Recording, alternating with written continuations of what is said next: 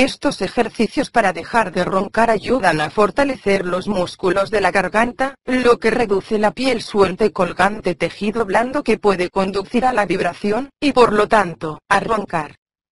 Los objetivos de los ejercicios para dejar de roncar y tonificar los músculos de la garganta son: recuperar la fuerza muscular de la garganta, mantener abierto el canal de aire, permitir que el aire fluya a los pulmones sin ninguna obstrucción.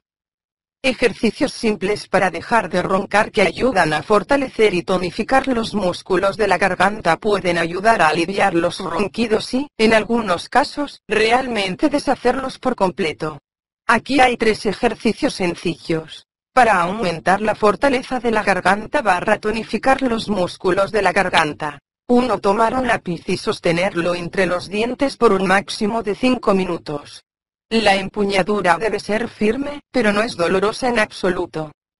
2. Con un dedo presione suavemente contra su barbilla durante unos minutos, no más de 3.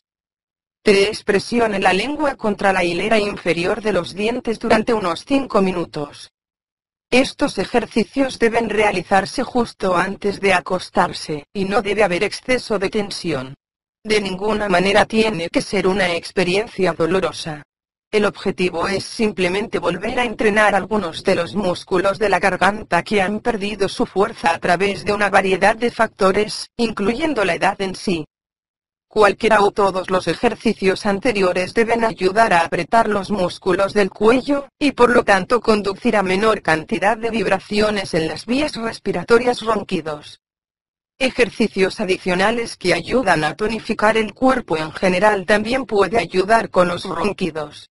Hay una serie de factores, sin embargo, que determinará si la grasa reunida alrededor del cuello en realidad va a reducirse. Si un individuo está genéticamente predispuesto a adquirir grasa en esa zona, podría durar bastante tiempo.